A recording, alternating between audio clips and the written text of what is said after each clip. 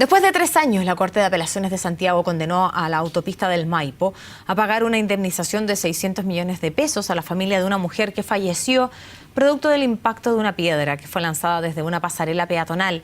Queremos analizar cuáles son las condiciones de seguridad que deberían ofrecer las concesionarias y para eso nos acompaña el gerente de Asuntos Públicos de Automóvil Club, Alberto Escobar. Gracias por acompañarnos, Alberto. ¿Cómo estás? Gracias a ti por la invitación. Muy bien, muchas gracias. Bueno, ¿siente un precedente el fallo? Sin duda que sí. No existían precedentes al respecto. En general, la gente hace poca denuncia y en definitiva a veces termina siendo sobreseído sin encontrar culpable. Entonces, este caso sí sienta un cierto precedente.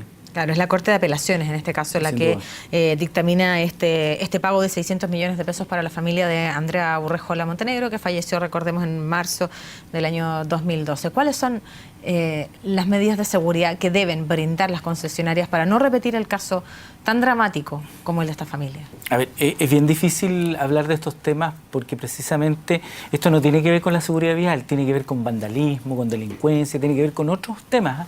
A mí generalmente cuando... Claro, pero que se cruzan. Claro, y sin en duda. este caso se cruzaron en la carretera. Pero indistintamente el tema, lo importante sería que nosotros como sociedad y empezáramos a exigir ciertos estándares de seguridad para que fueran incorporados a los requisitos que se les plantea a las distintas concesionarias en la construcción o en la habilitación de las autopistas o autovías.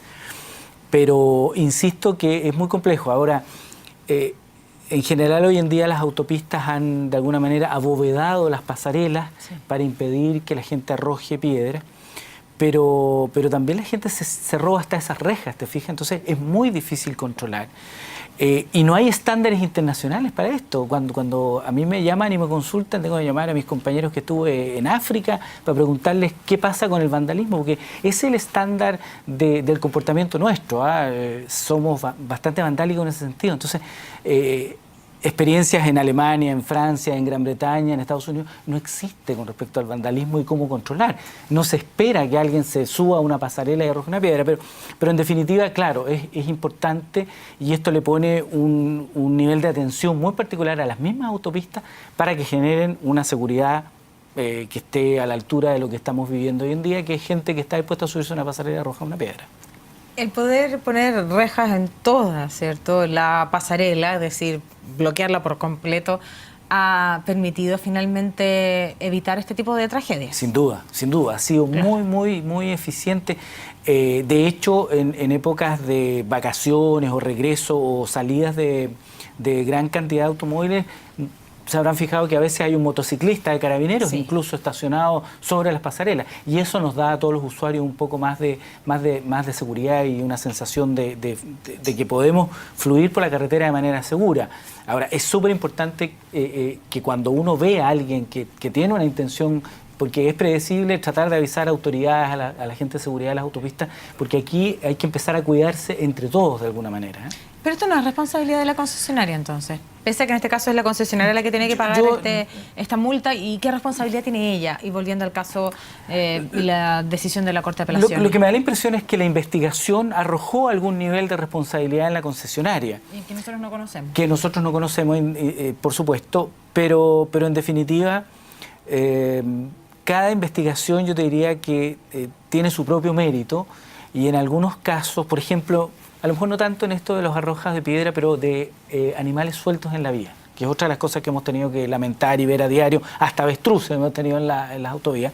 Bueno, ahí generalmente el responsable es el dueño de los animales, ¿te fijas?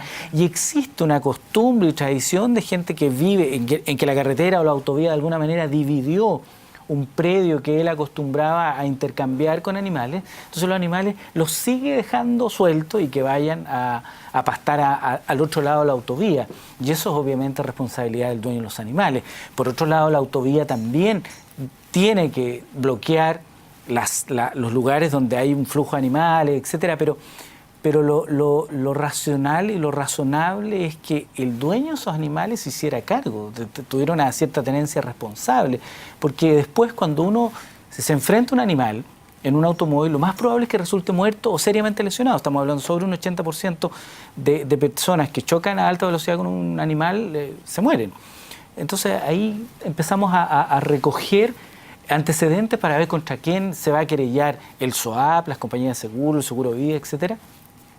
Y generalmente termina siendo, en el mejor de los casos, cuando el animal que ahí es identificable por la marca, cuando son vacunos o caballares, uno puede llegar al dueño. Pero cuando uno es automovilista y uno paga lo que tiene que pagar regularmente por utilizar las carreteras, uno también endosa cierta responsabilidad a quien le cobra. Y decir, bueno, porque yo exijo cierto nivel de seguridad, tal vez, por ejemplo, una medida para evitar accidentes cuando se arrojaban piedras era precisamente poder instalar estas mallas. Exacto. Y cubrir por completo los pasos sobre nivel. Tal vez en el caso de los animales es poder bloquear el acceso para los animales, se puede hacer, me imagino, también por los costados. Sin duda. Por lo tanto, hay responsabilidad en este caso en estos accidentes por parte de las concesionarias en cuanto a reforzar la medida de seguridad y conocer también cuál es la cultura y cuáles son finalmente los hábitos, por muy malos que sean, que se practiquen en nuestro país? Bueno, claro, poniéndolo desde ese punto de vista, evidentemente hay una responsabilidad, porque al final las autopistas... Así lo determinó la Corte Apelacional. Sin duda, y administran una vía. Yo no estoy haciendo una defensa de las autopistas, pero en definitiva, lo que hay que entender es que nosotros nos hemos ido incorporando a la modernidad bastante tarde. Nosotros recién tenemos autovías y todavía no sabemos comportarnos en ellas. Y obviamente tampoco tenemos certeza de que en alguna autovía alguien va a soltar animales. Hoy día ya se sabe y se han tomado las medidas. Que la gente se suba a arrojarle piedra a los automóviles también parecería, no era esperable, claro. O sea, parecería una cosa fuera del mundo, pero bueno, se han tenido que ir enrejando. Yo te diría que hoy día los estándares debieran subirse en el sentido de que abovedar las autovías sería, o autopistas sería deseable, pero hay que recordar que cada exigencia que nosotros como usuarios o como sociedad solicitamos a un actor de la economía, esa cuenta la terminamos pagando nosotros también. Es decir, en los contratos va a decir, oye, vías abovedadas para velocidades de tal y cual magnitud. Perfecto. Entonces, el costo del kilómetro con esos estándares va a ser el costo bastante superior al que hoy día tenemos. Pero indistintamente de ello, las autopistas...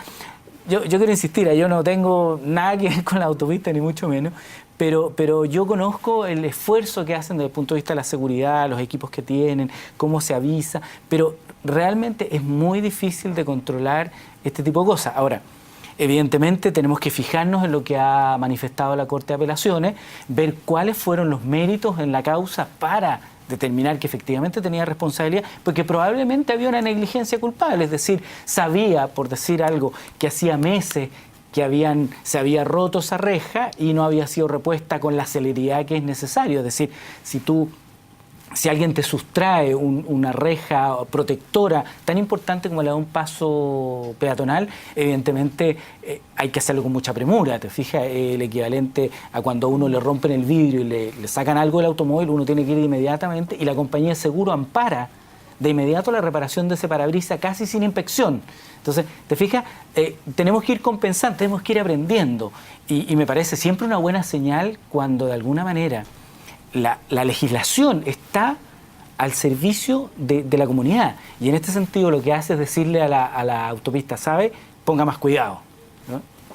Quiero hacerle una pregunta más allá del caso puntual conocido. Usted dijo, no sabemos comportarnos en ellas porque la modernidad ha llegado tarde a nosotros. ¿Es cierto? Así es. ¿Por qué no sabemos comportarnos? Y se lo pregunto porque de alguna manera en este espacio también podemos dar ciertas luces de cosas que tal vez hacemos mal y que pudiéramos tal vez con pequeños detalles estar y comportarnos a la altura de los automovilistas que están acostumbrados a tener estas carreteras de alto Sí, mira, de alta velocidad. Es curiosa la respuesta que te voy a dar porque tiene que ver más que nada con esa educación que se trae de la casa, ¿eh? El ser gentil en la carretera o en la vía, el tener cierto sentido del prójimo es lo que de alguna manera ayudaría, y el tener muy claro, y hoy día estamos en un periodo de crisis Chile con respecto a la institucionalidad en general y a la legislación. Mira, hoy día leía un artículo en un diario de circulación nacional que es muy famoso, muy de farándula, que decía cómo andar en las pick-up, cómo trasladar a la gente en las pick-up. Entonces, en las pick-up no se traslada gente, no hay ninguna alternativa. No es para eso. Pero ahí daban explicaciones, aparecían especialistas diciendo, mira, se cambia el centro de gravedad. Efectivamente, todo lo que decían pasa. Pero la ley es una sola y es para proteger a los ciudadanos a pesar de ellos. Entonces, en este caso, el llamado es a que no hagan ese tipo de cosas. Ahora, en las autovías, los grandes problemas de nuestros conductores es el exceso de velocidad, que representa el 60% de la mortalidad, El consumo de alcohol y conducción también es un agravante, que es el 20% de la mortalidad. Y por otro lado, nosotros tenemos la mitad de los muertos por siniestralidad vial son usuarios vulnerables, peatones y hoy día ciclistas, que son un modo de transporte muy, muy importante. Y la gente dice, sí, pero 1.600, para ponerlo en contexto o en proporción, para que la gente entienda lo grave que es esto. Los españoles tienen 45 millones de habitantes y aproximadamente 20 millones de automóviles y tienen 1.800 muertos al año. Nosotros tenemos 17 millones, si están bien contados, 4 millones y algo dijeron de la última estadística de vehículos, y tenemos 1.600, 1.700 muertos al año. Entonces, estamos con un problema. Y además, recordarte que no contamos bien los muertos, porque probablemente serían muchos más. Entonces, yo creo que con cambios que tienen que ver con comportarse más bien como le enseñaron en la casa, es una cosa que a mí me dicen que yo parezco predicador, pero las normas ya están definidas. Eso es una cosa, el comportamiento de las personas. Y por otro lado, las vías necesitan un concepto que es central en la seguridad vial, es autoexplicarse. Eso significa que todo conductor en cualquier calle, vía o ruta del país sepa exactamente qué hacer en ella, aunque sea la primera vez que recorre ese camino. Claro. Y a veces ocurre que uno dice, es que usted no es de aquí, pues entonces no sabe que por aquí. Eso no debe ocurrir nunca en el sistema vial, porque te hace tomar decisiones que generalmente son decisiones con poca información y son muy peligrosas.